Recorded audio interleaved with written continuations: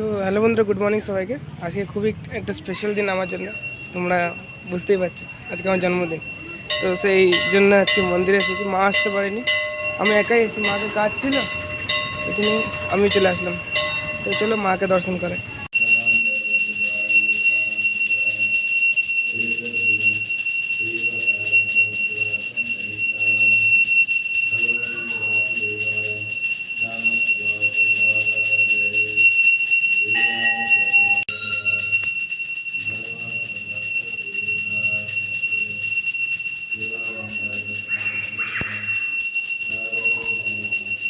তো ফাইনালি বন্ধুরা পূজা হয়ে গেলো, তোমরা তো দেখলে খুব সুন্দরভাবে পূজা হলো। এই যে প্রসাদ নিয়ে নিয়েছি, আর একটু ঘরের জন্য বেলপাতা নিয়ে নিয়েছি মন্দিরে দিয়ে।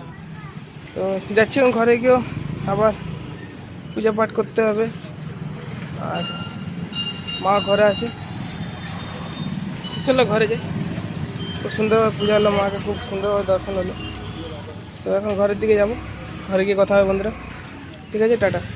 তো বন্ধুরা এখন ঘরে চলে এসেছি, চলো মায়ের কাছে যাই। মা দেখি আমার জন্য কী রান্না করছে, জন্মদিন বলে কথা। তো চলো মায়ের কাছে যাই।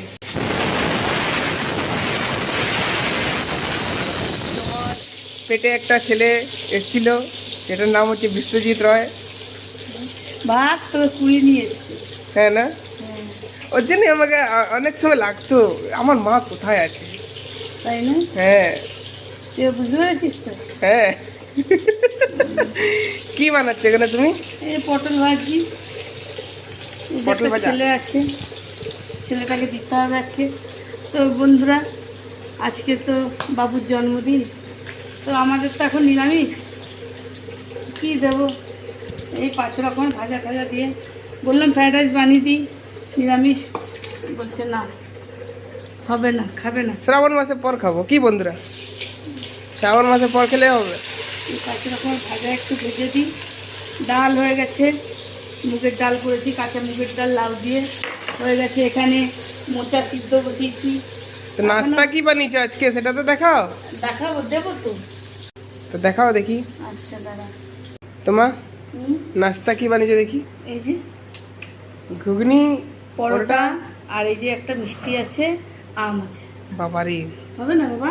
তো এই যে বার্থডে গিফট, গিফট নাস্তা। না, নাস্তা। তো ঠিক আছে মা, তুমি করে নাও। ঠিক আছে, আমি করে দেরি হয়ে গেছে।